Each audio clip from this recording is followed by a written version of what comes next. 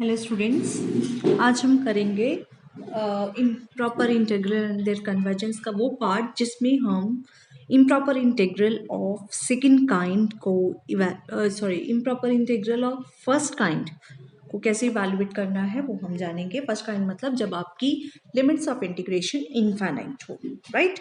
पिछले एक्सरसाइज में हमने किया था improper integral of second kind के सॉल्यूशंस, जिसमें हमने कंपैरिजन टेस्ट 1, 2, 3 किया है। Same way, you have these comparison tests for evaluating, for finding the convergence of, for testing the convergence or divergence of the improper integral of first kind. Okay, so what is comparison test 1? It says if f and g are two positive functions such that fx is less than or equal to gx for all x greater than or equal to a, then number 1, integral a to infinity f dx convergent implies a to infinity gx dx that is also convergent. अगर ये integral convergent है तो ये integral भी convergent होगा.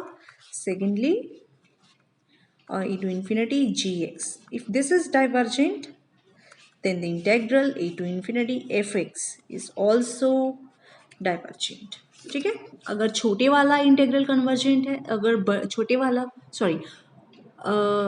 ये एक minute, integral fx converges if आएगा, अगर बड़े वाला इंटेग्रल कन्वर्जेंट है तो छोटे वाला इंटेग्रल भी कन्वर्जेंट होगा.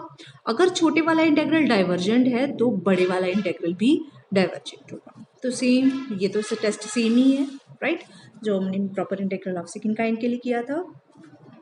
Next is comparison test 2.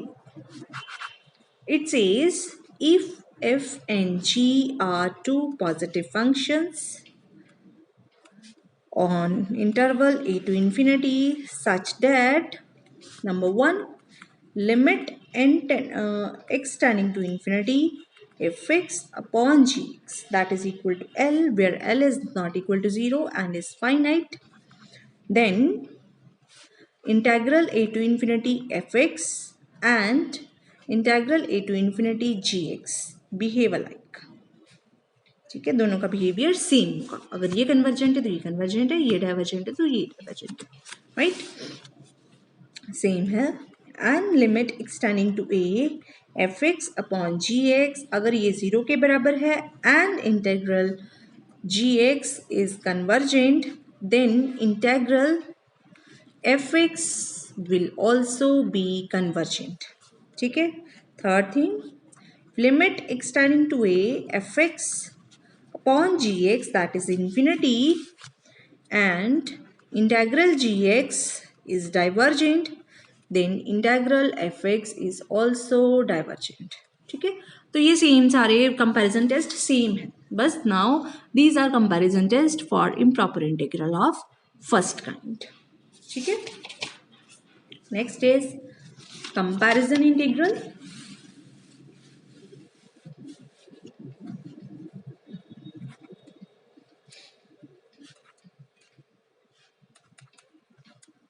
मतलब कोई एक फंक्शन का अगर हमें कन्वर्जेंस डाइवर्जेंस पता हो तो उसका कंपैरिजन किसी गिवन इंटीग्रल के साथ करके हम उसका भी कन्वर्जेंस डाइवर्जेंस चेक कर सकते हैं. The integral a to infinity dx upon x raised to n where a is positive, this is convergent if and only if n is bigger than 1. ठीक है. So this integral is convergent, a should be positive, mind it, a should be positive and this integral is convergent if n is bigger than 1. बस यहाँ पे पिछले वाले में था x minus a था यहाँ पे, और यहाँ पे n लेस देन 1 के लिए कन्वर्जेंट था. यहाँ पे कन्वर्जेंट किस चीज के लिए है? n ग्रेटर देन 1 के लिए. So don't confuse it. ठीक है, याद रखना है, उस केस में n लेस देन 1, इस केस में n ग्रेटर देन 1 के लिए, राइट. सो इनको यूज करके now we do some examples. Example number 3 in your book. Examine the convergence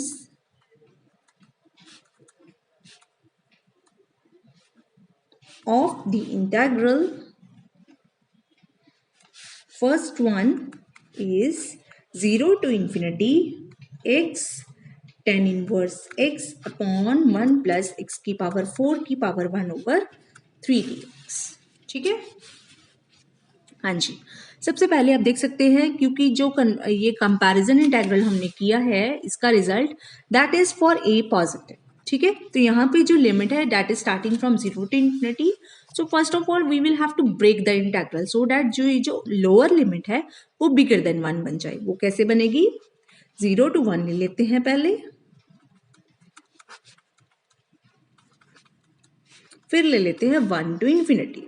ऐसा हमने सिर्फ और सिर्फ ऊपर वाला कंपैरिजन इंटेग्रल लगाने के लिए किया है, nothing purpose else is there. ठीक है, कोई और पर्पस नहीं है इसका, बस यही है क्योंकि हम यहाँ पे कंपैरिजन इंटेग्रल तभी लगा सकते हैं जब यहाँ पे पॉजिटिव है। यहाँ पे 0 था तो मैंने वो अलग कर लिया, तो so that is lower limit becomes positive.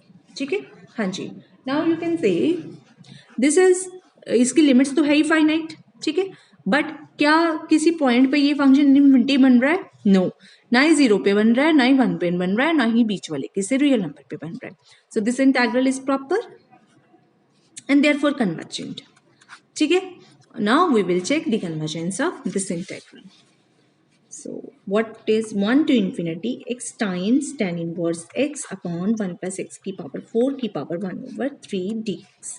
तो ये बन जाएगा 1 to infinity x tan inverse x upon x की पावर 4 की पावर 1 over 3 कॉमन, अंदर के बचेगा 1 upon x raised to 4 plus 1 की पावर 1 over 3 dx। ठीक है, तो ये बन जाएगा 1 to infinity tan inverse x upon 1 upon x की पावर 4 plus 1 की power 1 over 3, 1 minus 4 upon 3 that is 3 minus 4, 1 upon 3 minus 1 upon 3, so it is 1 upon x की पावर 1 over 3 dx। ठीक है, so आपको साफ साफ देखने से ही पता चल रहा है if fx here is tan inverse x times upon 1 upon x की पावर 4 प्लस 1 की power 1 over 3 into 1 upon x की power 1 upon 3. So take gx to be 1 upon x की पावर 1 over 3. ठीक है, so that limit x tending to infinity fx upon gx क्या बन जाएगा, will be limit x tending to infinity tan inverse x upon 1 upon x की power 4 plus 1 की power 1 over 3। ठीक है, ये बन जाएगा 1 upon x की पावर 1 over 3 कैंसिल हो जाएगा ऊपर नीचे से। Now what is this limit, this is pi by 2। What is this limit, 0 plus 1 1, so this limit is pi by 2। ये ना ही 0 है ना ही इन्फिनिटी है। ठीक है, this is a finite number. So what is the conclusion from comparison test 1, integral 1 to infinity gx and integral 1 to infinity fx, they will behave alike।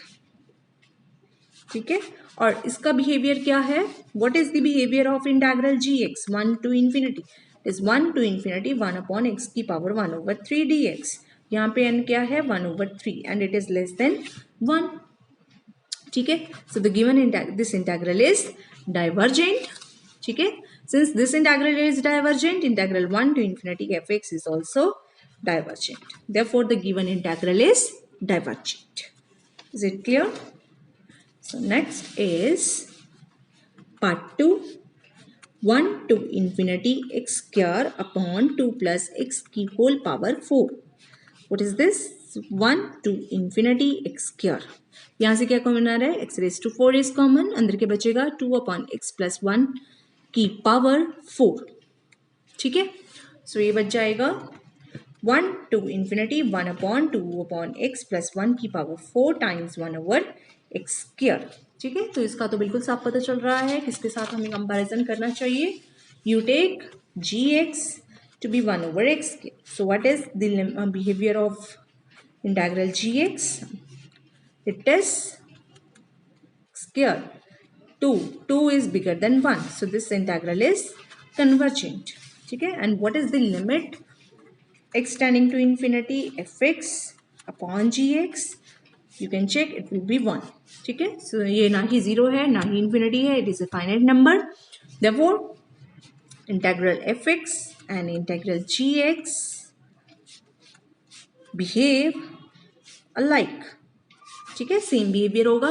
और integral gx क्या है? Convergent. Therefore integral fx will also be convergent. Is it clear? ठीक है. So next is example number इसी का ही है part 3. It says discuss the convergence of 1 to infinity x upon x raised to 8 plus 1 dx. ठीक है. हाँ जी, तो ये क्या बन जाएगा? 1 to infinity x upon x raised to 8 की पावर 1/2 कॉमन. अंदर क्या बच जाएगा? 1 plus 1 upon x raised to 8 की होल पावर 1/2. ठीक है. तो ये इवेल्युएट क्या करके आ जाएगा? 1 अपॉन, यहाँ पे x की पावर कितनी बच जाएगी? 4. 4 माइनस 1 3. ठीक है. सो अंदर क्या बच जाएगा? 1 upon 1 plus x raise to 8 की पावर 1/2 dx. ठीक है. सो बिल्कुल सिंपली पता चल रहा है what should be gx. Take gx to be 1/x की power 3. What is the behaviour of integral gx? It is integral 1 to infinity 1 upon x raised to 3. ठीक है. 3 is bigger than 1, so this integral is convergent. ठीक है. Now what is this limit? What is limit x tending to infinity fx upon gx? ठीक है. It will be limit x tending to infinity 1/x3. 1/x3 cancel हो जाएगा. अंदर क्या बच जाएगा? 1 upon 1 plus 1/x raised to 8 whole power 1/2. As x will approach to infinity, this will approach to 0. 1 plus 0 1. तो ये बन जाएगा 1. So which is non-zero finite number. Therefore integral 1 to infinity fx and integral 1 to infinity gx will behave alike. ठीक है. And what is the behavior of integral gx? It is convergent. Therefore integral fx is also convergent. ठीक है. बिल्कुल simple है ये chapter, just करने की जरूरत है. ओके.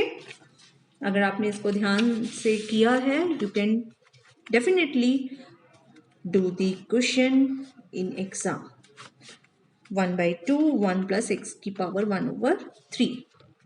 यहाँ पे तो सिंपली पता चल रहा है your gx should be 1/x की power 1/2. What is limit x tending to infinity fx upon gx? This will be equal to limit x tending to infinity. ये कैंसिल हो जाएगा ऊपर नीचे से. ठीक है. What will get cancel? 1/x raise to 1/2 1/x raise to 1/2. अंदर क्या बच जाएगा? 1 प्लस x की power 1/3. As x will approach to infinity, this will approach to 0. ठीक है. सो ये 0 आ गया. नाउ नो, वो वाला कंपैरिजन टेस्ट तो हम यहाँ पे नहीं लगा सकते. क्यों नहीं लगा सकते? देखिए यहाँ वैसे तो मेरे को बिल्कुल सिंपली पता चल रहा था कि gx को मैं ये ले लूंगी और fx अपॉन gx की लिमिट निकाल लूंगी, बट ये लिमिट 0 आ गई. ठीक है. 0 के केस में ऐसा नहीं है that you say that limit integral fx and integral gx behave alike. In this case you can say only in one way कि अगर आपका इंटीग्रल gx कन्वर्जेंट है then integral fx is convergent. But you will see by comparison integral gx is divergent. So you can't say that integral fx is also divergent. So this method fails. ठीक है. You have to take your gx something else. हाँ जी. तो यहाँ पे मैं इसको थोड़ा modify करूंगी. What is fx? 1 upon x की पावर 1/2 1 प्लस x की पावर 1/3. 1 अपॉन x की पावर 1/2. यहाँ पे मैं कॉमन ले लेती हूँ x की पावर. x कॉमन 1/3 कॉमन आएगा. अंदर क्या बचेगा? 1/x प्लस 1 की पावर 1/3. ठीक है. तो ये बन जाएगा 1/2 plus 1/3. It will be 5/6. 1 upon x plus 1 की पावर 1/3. ठीक है. So you take gx to be 1/x की पावर 5/6. ठीक है. So what is this limit now? What is limit x tending to infinity fx upon gx? It is limit x tending to infinity 1/x plus 1 की power 1/3. What is this limit? This limit is 1, which is a non-zero finite number. ठीक है. So क्या आ जाएगा? इससे क्या आ जाएगा? Integral